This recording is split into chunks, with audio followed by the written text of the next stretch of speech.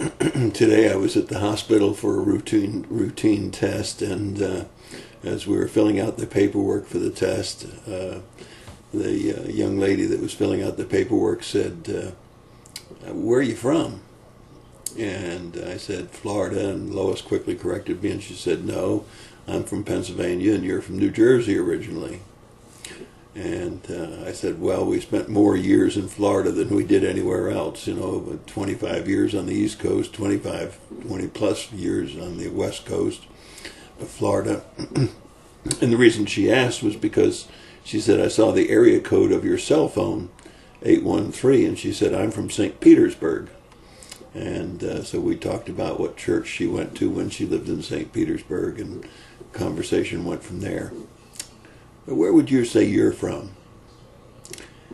I'm from New Jersey, but I was only 11 or 12 when we left New Jersey. I'm from Florida, but I spent 20 plus years in Florida, a year back up in North Carolina.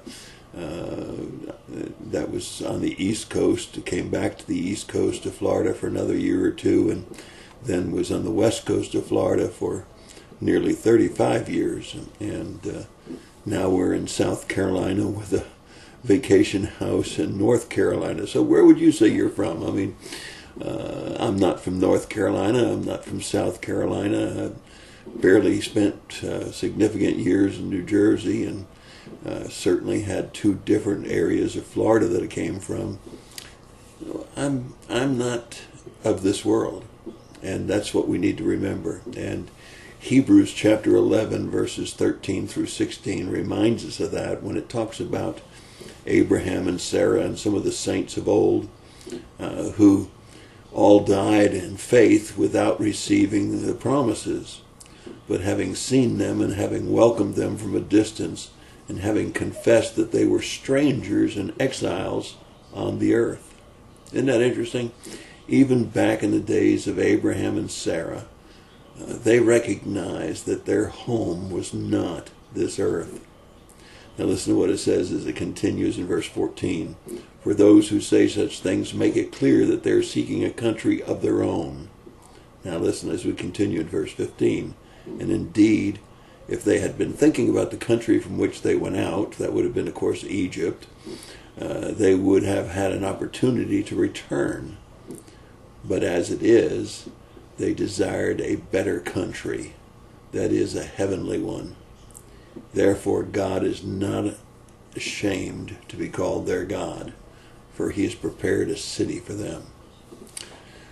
Well, I think it's important for us to remember that we're just traveling through this earth. This is not our home. And I'm glad of that, because I've had a couple of conversations recently in Sunday school on Sunday and with someone today about how troubled this world is and how troubled our society is. And I'm glad this isn't my home. I'm glad this isn't the best it's ever going to get. I'm glad that I have a home, a heavenly home, an eternal home, a home prepared for the future. This past Sunday, our pastor preached on hell, and he said one thing you need to know about hell is it's eternal, and that's true. And it's a separation from God, and that's true. We have a heavenly home, which is the home of God, and is eternal. And that's the home that I'm looking forward to. I hope that you are too, because my Bible says in Isaiah 65:17 that heaven is going to be so wonderful that we'll not compare it with this earth. And that's my thought for the day. God bless you and have a great day.